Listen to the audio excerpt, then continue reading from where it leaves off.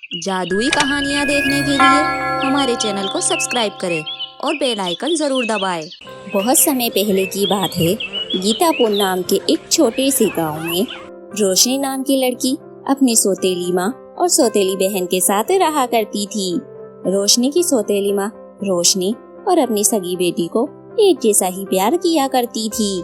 उसने रोशनी और काजल के बीच कभी भी भेदभाव नहीं किया, उन दोनों को एक समान ही रखा। घर के हालात इतने अच्छे नहीं थे। रोशनी कॉलेज की पढ़ाई करने के साथ साथ सिलाई करने का काम भी किया करती थी और दूसरी तरफ उसकी सौतेली बहन कॉलेज जाने के बहाने से अपने दोस्तों के साथ इधर उधर घूमा करती थी। काजल का बिल्कुल भी पढ़ाई में मन नहीं लगता था। फिर कुछ दिनों बाद दोनों का रिजल्ट आ जाता है। रोशनी बहुत ही अच्छे नंबरों से पास हो जाती है और वहीं दूसरी तरफ काजल एग्जाम में फेल हो जाती है। ये देखकर रेखा को बहुत ज्यादा गुस्सा आता है। काजल, तुझे बिल्कुल भी शर्म नहीं आती है? कुछ सीख अपनी बड़ी बहन से। वो कितने अच्छे नंबरों से पास हुई है। वो अपनी कॉलेज की पढ़ाई करने के साथ साथ लोगों के कपड़े भी सिलती है, फिर भी वो इतने अच्छे नंबरों से पास हुई है। और एक तू है जो दिन भर बस अपने दोस्तों के साथ इधर उधर घूमती रहती है। माँ, आप ऐसे मुझ पर गुस्सा कैसे कर सकती हो? ये सब झूठ है। मैं अपनी रोज पढ़ाई करती हूँ। अगर मेरे नंबर नहीं आए तो इसमें मेरी क्या गलती? काजल, मुझसे अब अपनी गलती छुपाने की कोशिश मत कर। अब मैं तुझे एक पैसा नहीं दूंगी। अब तू भी अपनी बड़ी बहन की तरह घर पर सिलाई करने का काम कर। आखिर तुझे तभी पता चलेगा कि हम कितनी मेहनत करते हैं। इतना बोलने के बाद रेखा वहाँ से गुस्से में चली जाती है। इस मेरी सौतेली बहन ने तो मेरा जीना ही हराम कर दिया है। जब देखो माँ इसी के ही गुण गाती रहती है। इस रोशनी को तो मैं एक दिन मजा चखा के ही रहूंगी। रोशनी और रेखा बाजार से सामान लेने के लिए जाते हैं। वहीं दूसरी तरफ काजल उनके बाजार जाने का ही इंतजार कर रही थी और काजल रोशनी के सिले हुए सभी कपड़ों में आग लगा देती है। थोड़ी देर बाद रेखा और रोशनी जब बाजार से घर आती हैं, रोशनी बहुत ज्यादा घबरा जाती है। वो देखती है कि उसके कमरे में बहुत तेज आग लगी हुई है। कमरे में रखे सभी कपड़े जल चुके थे।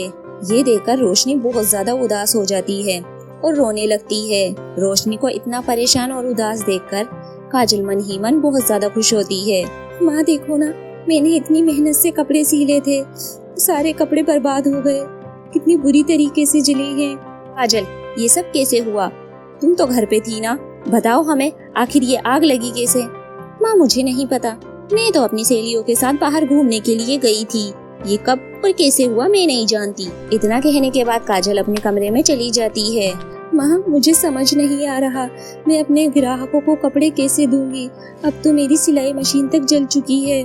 जब पड़ोस के ग्राहकों को ये पता चलता है कि रोशनी के सभी कपड़े जल चुके हैं तो वो रोशनी के पास आते हैं। रोशनी, हमें पता चला है कि तुमने हमारे सारे कपड़े जला दिए हैं। तुम इतनी लापरवाह कैसे हो सकती हो? हमें हमारे बस पैसे चाहिए, हमें और किसी से मतलब नहीं है। रोशनी से ग्राहक बहुत नाराज थे। रोशनी की माँ जो पैसे जमा किए हुए थे वो लाकर ग्राहकों को दे देती है और सभी ग्राहक अपने पैसे लेकर वहाँ से चले जाते हैं। दोनों माँ बेटी बहुत ज्यादा परेशान थी और काजल उनकी ये स्थिति देखकर बहुत खुश थी। अब तो उनके पास बिल्कुल भी पैसे नहीं थे। जो जमा किए थे अब तो वो भी खत्म हो गए थे और घर में खाने पीने को कुछ नहीं था। और रोशनी ने अब मन बना लिया था कि अब वो सिलाई का काम कभी नहीं करेगी, क्योंकि उसके पास अब सिलाई मशीन भी नहीं थी। अगले ही दिन सुबह होती है और वो जब सोकर उठती है अपनी माँ के पास जाती है और उनसे कहती है, माँ मैंने रात को कुछ सोचा था, मुझे रात को नींद नहीं आ रही थी। माँ मैं सोच रही हूँ, मैं सिलाई का काम तो बहुत अच्छे से करती थी, लेकिन साथ ही साथ मैंने मेकअप का काम भी तो सीखा था। मैं सोच रही हूँ माँ, अब मैं मेकअप का काम ही करने लगूँ, मैं एक अच्छी मेकअप आर्टिस्ट बन जाऊँ। बेटा तुझे जो ठीक लगे वो कर, मुझे तुझ पर पूरा विश्वास है कि तू कुछ न कुछ तो कर ही लेगी। लेकिन बेटा हमारे पास कुछ भी नहीं है कि हम कुछ कर पाएं। माँ आप इस बात की चिंता मत कीजिए, मैं बाहर पार्लर जाकर किसी से काम मांगती हूँ और फिर कुछ दिन उनके पास काम करूँगी और अपना खुद का पार्लर खोल लूँगी। रोशनी काम मांगने के लिए पार्लर जाती है, लेकिन उसके आग लगने की अफवाह पूरे गाँव में फैल चुकी थी। वो गाँव इतना भी बड़ा नहीं था, इसलिए उसकी खबर सब तक पहुँची जाती है। रोशनी को कहीं भी काम नहीं मिलता है। वो थक हार के एक नदी के किनारे बैठ जाती है और वहीं बैठकर जोर जोर से रोने लगती है।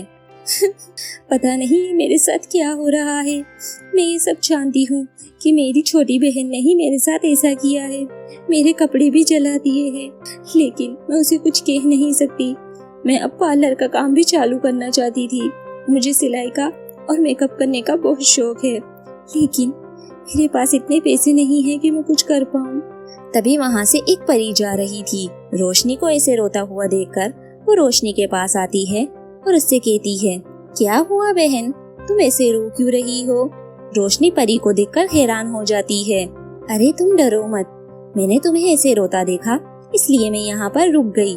तुम मुझे अपनी परेशानी बता सकती हो। रोशनी अपनी सारी बातें परी को बता देती है। अच्छा तो ये बात है, मैं तुम्हारी मदद कर सकती हूँ। ये लो, ये एक जादुई बीज है, इसे तुम अपने बगीचे में लगा लेना, फिर इसका कमाल तुम्हें अपने आप पता चल जाएगा।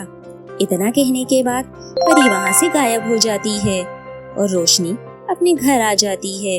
घर आने के बाद रोशनी उस बीज को अपने बगीचे में लगा देती है और उस पर पानी डालती है। थोड़ी देर बाद वहाँ पर एक छोटा पौधा उगने लगता है और उसके बाद वो एक विशाल पेड़ में बदल जाता है। ये देखकर रोशनी हैरान हो जाती है और वो देखती है कि उस पेड़ पर अलग अलग तरीके की लिपस्टिक लटकी हुई है। उसे ये सब देखकर हैरानी होती है और वो लिपस्टिक नीचे आके गिर जाती है और रोशनी उसे उठा लेती है। तभी उस पेड़ से आवाज आती है, रोशनी, मैं कोई मामूली पेड़ नहीं, मैं एक जादुई पेड़ हूँ। इस लिपस्टिक को तुम इस्तेमाल कर लो और जो भी तुम इससे मांगोगी तुम्हारी हर ख्वाहिश पूरी होगी। रोशनी उस जादुई लिपस्टिक से अपने लिए एक पार्लर खोलने को बोलती है। थोड़ी देर बाद वहाँ पर एक पार्लर प्रकट हो जाता है। उसके घर के पास में ही उसकी एक छोटी सी पार्लर की दुकान होती है। उस पार्लर में सभी जरूरत की चीजें थी। ये देखकर रोशनी बहुत खुश हुई थी। अब वो अपना पार्लर का काम बहुत अच्छे से करने लगी थी। अब रोशनी की जिंदगी हंसी खुशी से बीत रही थी।